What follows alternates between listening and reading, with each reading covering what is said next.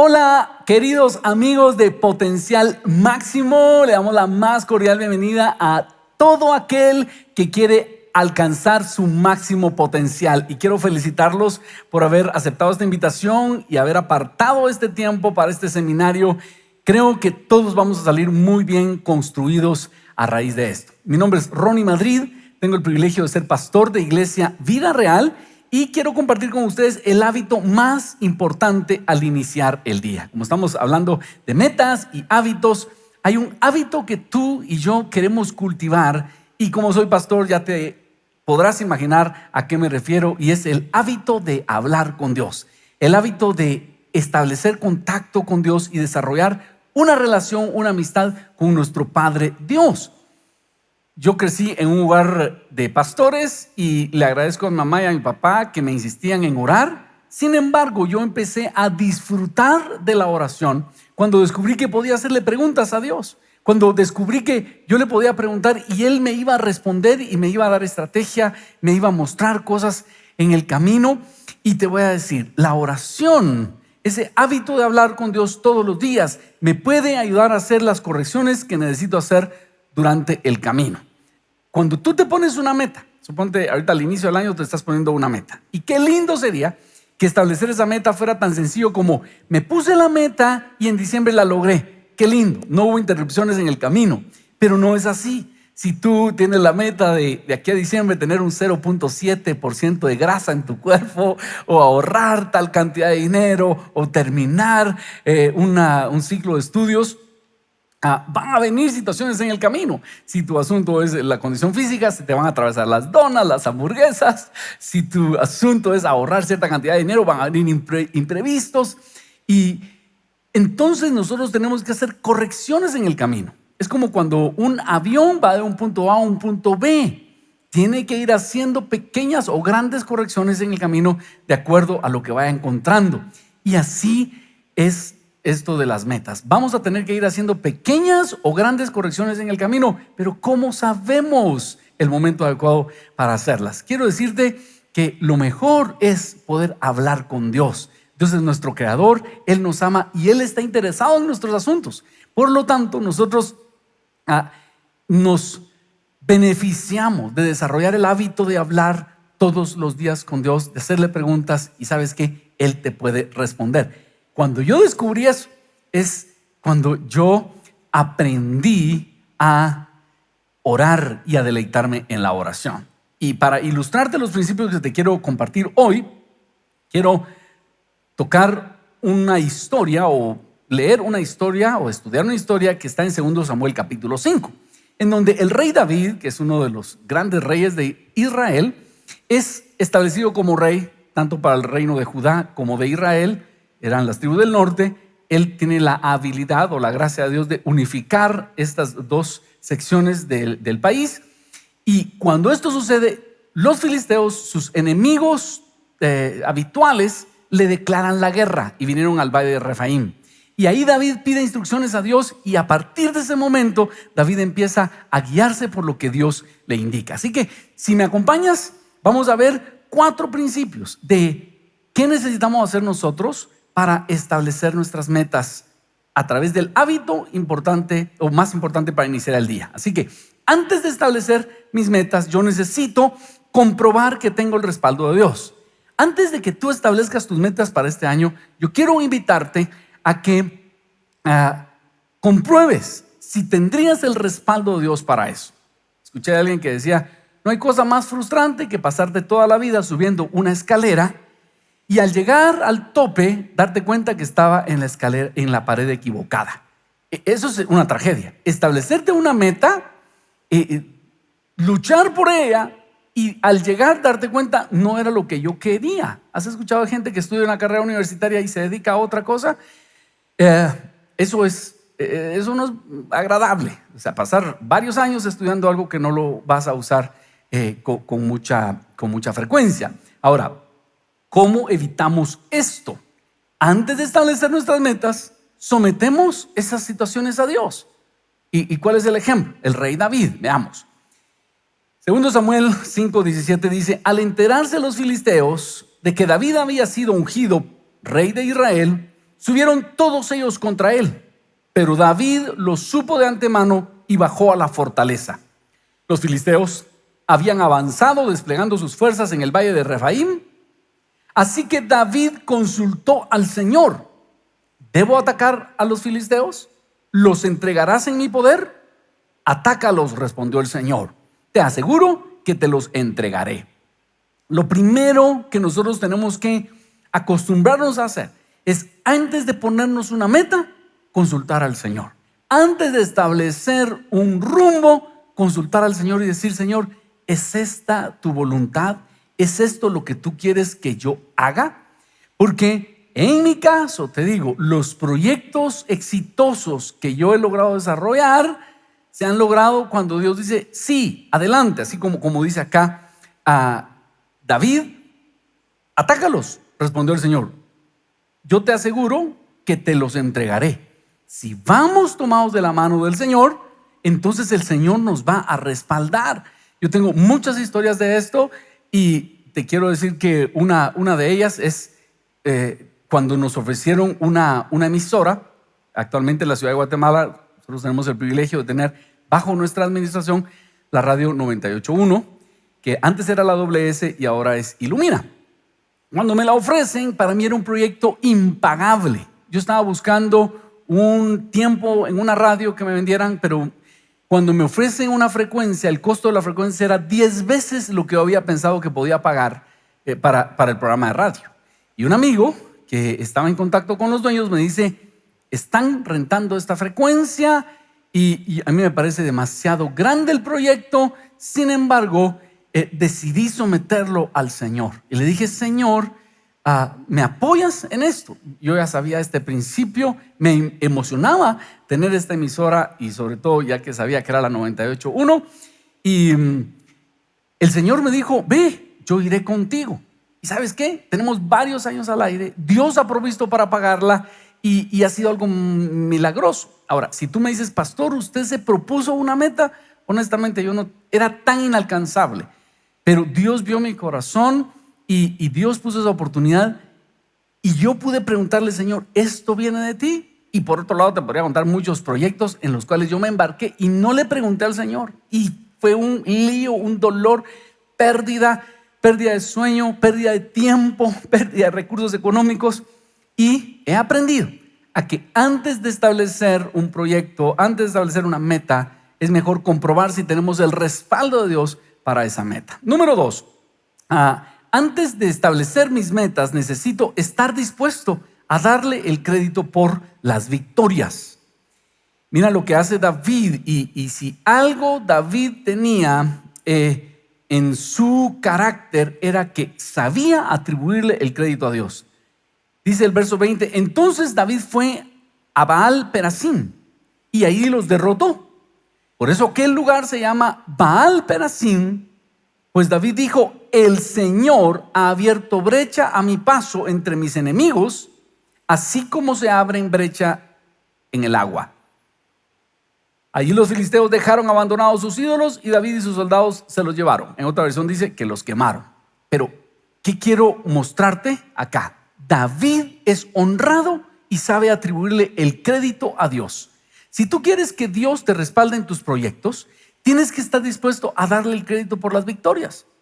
Esto yo lo aprendí de la forma difícil también, porque cuando alguien decía: gracias a Dios he logrado esto, gracias a Dios aquello, yo los oía como: a la que religioso se oye eso, a la que realmente religioso se oye estar metiendo a Dios en todo, hasta que lo aprendí de la manera difícil. Me di cuenta que yo no le estaba dando el crédito a Dios, y cuando yo no le estaba dando el crédito a Dios, Él se apartó de mí, y no hay cosa más horrible que no tener el respaldo de Dios. ¿Cómo lo descubrí? Fíjense que una vez mi trabajo es predicar y hacer esto que estoy haciendo es compartir la palabra de Dios en la iglesia, y siempre tengo esa inquietud de decir: tengo que llevar algo nuevo, algo fresco y que valga la pena haber ido a la iglesia.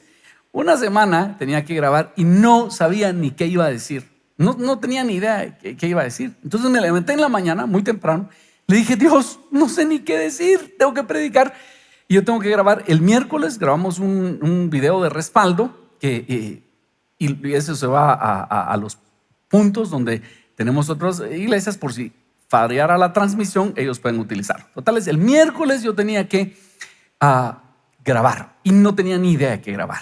Y en oración le digo, Dios, no sé ni qué decir. Tenía el tema, pero no tenía una estructura. Y el Señor me dice, predica de esto. El Señor me lleva al pasaje de la transfiguración, cuando Jesús se lleva a Pedro, Jacobo y Juan, y ahí Él se transfigura a un ser espiritual y es una visión. Y de allí el Señor me dio el bosquejo y me lo da tan sencillo. Y yo llego después a mi casa, apunto eso, lo predico en la grabación, y estando en la grabación, los muchachos estaban en las cámaras y los productores me dicen, ¡ala, pastor, qué mensaje más lindo! Sí, mira, yo no sabía qué predicar, y les cuento el testimonio. Luego en la iglesia tenemos 3 servicios. Lo predico en el primer servicio, y a mí me gusta ir a saludar a las personas cuando salen de la iglesia, y cuando ya se habían ido casi todas las personas, aparece un amigo y me dice, ¡hola, pastor! ¡Qué mensaje! Hoy recibimos teología pura. Eso es lo que hace falta en las iglesias. Él está emocionado por el mensaje y yo también. Pero ¿saben qué? Empecé a recibir el crédito para mí. En términos bíblicos es la gloria. Dije, al fin alguien reconoce la calidad de pastor que tienen acá. Deberías estudiar en la universidad. Yo le dije, fíjate que estudié una licenciatura.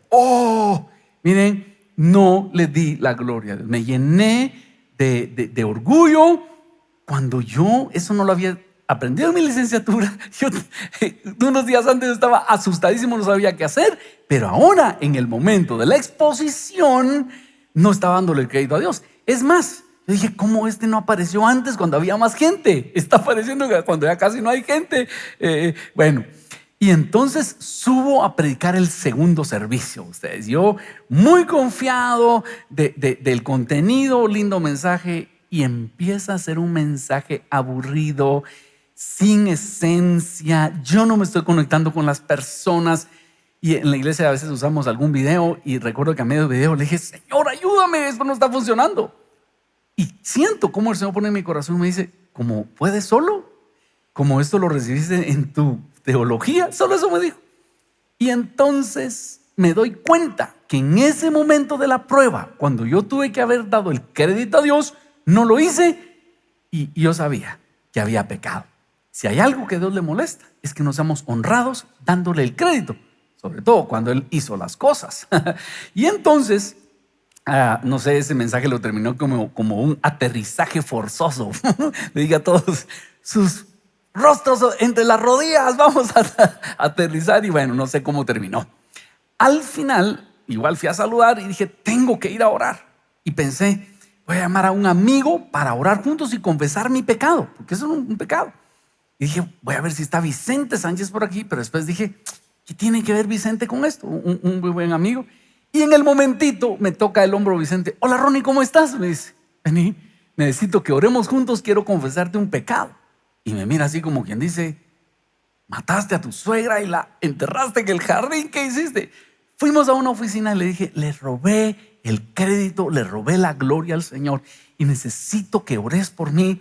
Le dije, Señor, perdóname, el miércoles yo no sabía ni qué iba a predicar. Tú me diste el bosquejo a la velocidad de la luz, funcionó y yo no te di el crédito. Te pido perdón y te pido que me ayudes en este tercer servicio. Vengo a predicar el tercer servicio y otra vez el respaldo de Dios, como la primera vez, como en la grabación. Y me di cuenta que tenemos que acostumbrarnos a darle el crédito a Dios. Aquí David lo hace. ¿Por qué David tiene éxito en sus emprendimientos? Porque le da el crédito a Dios. Y recordemos 2 personajes bíblicos más. José. José está en la prisión y tiene la fama de que puede interpretar sueños. El faraón tiene un sueño y le cuentan que en la cárcel del rey hay un muchacho que tiene la capacidad de interpretar sueños. Lo visten, lo lavan, lo bañan y se lo traen al faraón. Y el faraón le pregunta, ¿es cierto que tú tienes la capacidad de interpretar sueños? Y José dice, yo no puedo. Pero ¿sabe qué? Dios sí sabe. Dios conoce la interpretación de todos los sueños y yo lo conozco. Y si usted quiere, yo le pregunto. Miren qué momento de honradez. Él pudo haber aprovechado su momento para decir, sí, fíjese que yo puedo interpretar sueños, después le explico que es Dios, pero ahorita le voy a decir que soy yo para que me saque de la cárcel. Y tiempo después, el faraón dice, ¿y a quién más tenemos que tenga el espíritu de los dioses? Es el espíritu de Dios. Dios respalda a José. Otro ejemplo, Daniel. Sucede lo mismo, él está en Babilonia. Nabucodonosor tiene un sueño y no lo puede interpretar. Y le dicen que Daniel se lo puede interpretar. Y la misma escena. ¿Es cierto, Daniel, que tú puedes interpretar los sueños? Yo no puedo, pero ¿sabe qué? Dios sí puede. Y si usted quiere, yo le puedo preguntar. Eso se llama honradez. Si tú quieres lograr tus metas, atribuye el crédito de todo lo que hagas a Dios. Y me vas a contar el respaldo sobrenatural que Él da a tu vida. Y también puedes probar lo contrario. Ignora a Dios y vas a ver el resultado. Bueno, número 3. Antes de establecer mis metas, necesito pedir la estrategia divina. ¿Sabes qué otra cosa podemos encontrar en la oración? Y por eso debe ser constante, porque Dios nos puede dar estrategia o Dios nos puede modificar la estrategia. Veamos acá. Dice el verso 22 en la historia que estamos disfrutando. Pero los filisteos volvieron a avanzar contra David y desplegaron sus fuerzas en el valle de Refaim. Así que David volvió a consultar al Señor. No los ataques todavía, le respondió el Señor. Rodéalos hasta llegar a los árboles de bálsamo y entonces atácalos por la retaguardia.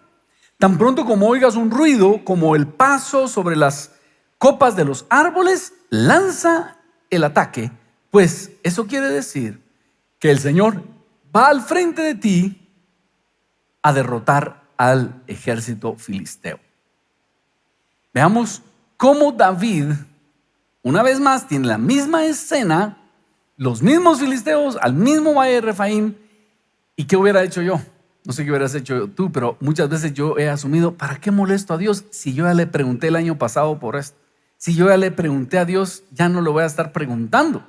Pero David no hace eso.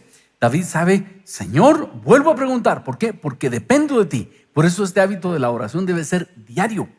No quiere decir, ahorita haz una oración y te va a alcanzar para todo el año. Sería periódico y lo mejor es todos los días, donde nosotros decimos, Señor, aquí estoy. Padre, ¿tú sabes que viene la próxima semana? Yo no lo sé. ¿Me puedes dar indicaciones? ¿Me puedes bendecir con la sabiduría de lo que yo necesito? ¿Qué vamos a hacer esta próxima semana? Y Dios te da estrategia. Y cuando Dios te da estrategia, las cosas funcionan bien. En este caso, Dios le cambia la estrategia a David y le dice, no subas de frente, sino rodéalos. Yo imagino, esa es mi inferencia teológica aquí, que tal vez los filisteos ya habían puesto algunas trampas en el camino, tal vez algunas trincheras escondidas, y ellos tenían su plan para atacar a David.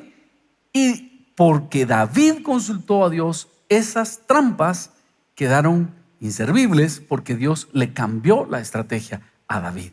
Entonces nosotros pedimos al Señor dirección de qué debemos hacer y también pedimos estrategia. Quiero contarte que recién iniciada la pandemia, con mi esposa teníamos planificado un viaje. Había una conferencia en Italia y empieza a estallarse la pandemia y nosotros ya teníamos boletos comprados y todo aquí en la iglesia delegado. Y entonces oramos para ver si hacíamos el viaje. Y tanto mi esposa como yo sentimos que debíamos proceder. ¿Cómo lo hacemos? Decimos, Dios, vamos a este viaje, todavía nos respaldas en esto.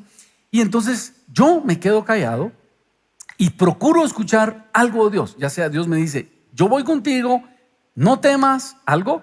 O Dios me puede decir, no vayas. O tal vez un pasaje bíblico, sin el tal vez. Mejor un pasaje bíblico, en donde digo, Señor, ¿voy o no voy? Y entonces el Señor me pone un pasaje bíblico que muchas veces yo no sé ni de qué se trata. Pero cuando lo leo, me doy cuenta que ahí está la confirmación de Dios, ya sea para avanzar o retroceder. Entonces, los dos sentimos confirmación de irnos al viaje. Claro, la conferencia se canceló allá, entonces nos quedamos en España con mis consuegros, estuvimos haciendo turismo y íbamos a estar por 3 semanas. Pero a los 15 días del viaje, el mismo día, mi hermana y un buen amigo, Antulio, me escriben. Y mi hermana me dice: Ronnie, regrésense ya, la cosa se está poniendo fea. Yo le respondo: no tengas pena, tengo confirmación del Señor. Viene mi amigo Antulio y me escribe lo mismo: Ronnie, regrésense ya, se va a poner difícil el asunto. Yo le dije: no tengas pena, yo tengo promesa de Dios. Pero en eso dije: ¿sabes qué? Voy a orar. Entonces cierro mis ojos y le digo: Señor, ¿me puedes indicar? ¿Debemos regresarnos? Y el primer pasaje que Dios me da es Mateo 23:11, creo que es, que dice: el que se humilla será exaltado y el que se exalta será humillado. Y en lugar de pensar que Dios se equivocó, digo: Señor, ¿por qué me estás diciendo esto? Y en eso siento en mi espíritu: estoy actuando con soberbia. Como Dios me dio la promesa de venir, estoy actuando con altivez y no estoy oyendo lo que mis amigos me están diciendo. ¿Cuántos líderes nos ponemos necios y soberbios y decimos: lo voy a hacer, lo voy a hacer? Y gente cercana a nosotros nos dice: cuidado, no lo hagas o no invertas ahí. Pero nosotros somos muchas veces necios. ¿Por qué? Por soberbia. Y eso es lo que el Señor me dice. Entonces inmediatamente le digo: Señor, perdóname. Sí, tienes razón, que a Dios no lo vamos a contradecir. He actuado con soberbia, te pido perdón. Y ahora te vuelvo a preguntar: Señor, ¿debo regresarme ya? ¿Qué hago? Y esto es en oración. Entonces el Señor me da Marcos 8, donde Jesús sana a un ciego, y lo empiezo a leer. Y la parte que me resalta es que dice: y Jesús lo envió a su casa. Que: Señor, me estás enviando a mi casa. Entonces le digo a mi esposa: Nino, esto y esto está pasando, regresémonos, me dijo. Busco en Expedia 2 boletos de donde estábamos hacia Guatemala. Para decirte que nosotros entramos el sábado 14 de marzo y el 15 de marzo cerraron el país. Ya nadie pudo entrar. Dios me trajo, Dios modificó mi estrategia en el camino, y eso es lo que nosotros necesitamos hacer. Todos los días estar atentos. Dios, ¿seguimos por este rumbo? ¿Siguen las cosas vigentes? ¿Hay alguna modificación? Y esto fue lo que vivió David, porque Dios sabía que los enemigos número 1 de Israel eran los filisteos, y David lo sabía también. Ellos son los que están proponiendo la guerra, ellos son los que están viniendo a atacar. Y David, a pesar de eso, él no asume: es la voluntad de Dios, ¿cómo no nos vamos a defender? ¿Para qué molesto a Dios? Él pregunta la primera vez y pregunta la segunda vez: ¿qué es esto?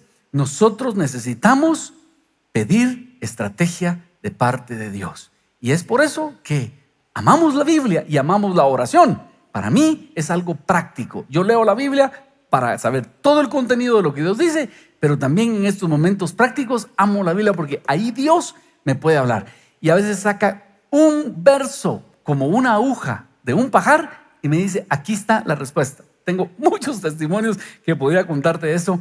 Es una vivencia con Dios, y es orar, leer la Biblia, orar, leer la Biblia, y nos vamos enamorando de Dios. Entonces, antes de establecer mis metas, necesito: 1, comprobar si tengo el respaldo de Dios. Número 2, estar dispuesto a darle el crédito por las victorias. David lo hacía, Daniel lo hizo, José lo hizo, y mira los resultados que tuvieron.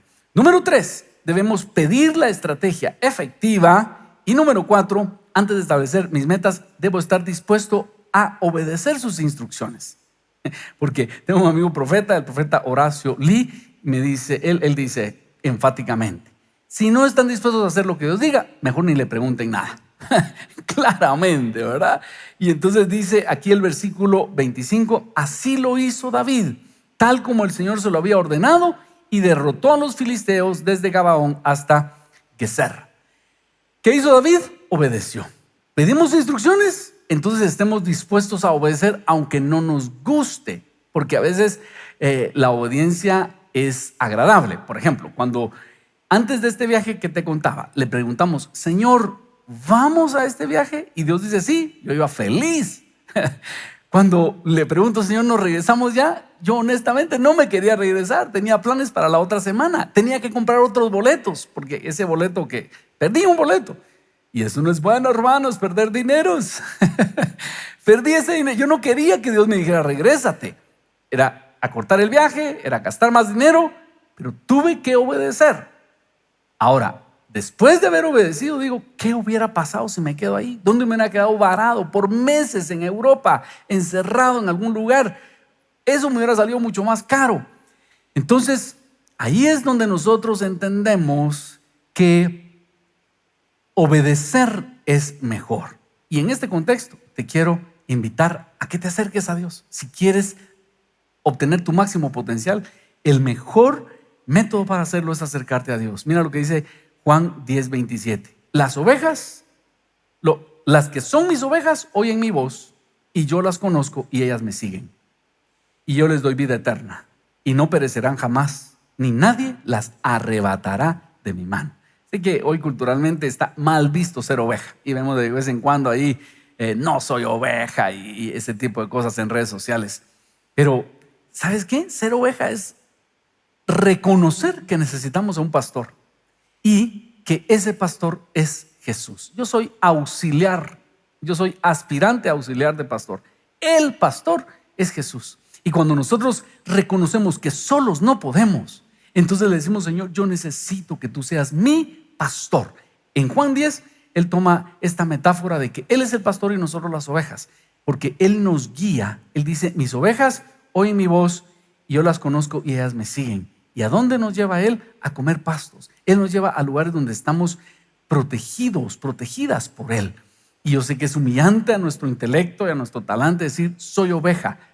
Pero cuando nos enfrentamos al mundo real, nos damos cuenta que necesitamos la ayuda de Dios y que necesitamos la humildad de decir, Jesús, yo te necesito. Tengo sueños, tengo desafíos, quisiera hacer muchas cosas en este año, pero solo no puedo, Señor. Yo te necesito y quiero aprender a oír tu voz. Yo sé que cuando cuento estas historias, ustedes dirán, usted es pastor, pues usted tiene directo acceso a Dios.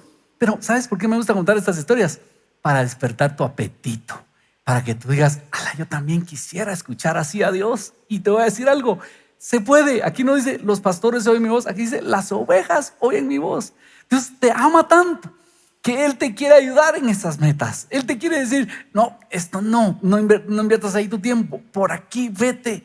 De repente es contraintuitivo, nadie lo entiende, pero el pastor te va guiando por donde tú necesitas ir. Y eso está accesible para ti, está accesible para todos, si nosotros cultivamos esa amistad con el Señor. Así que si quieres alcanzar tu máximo potencial, yo te invito, acércate al Señor.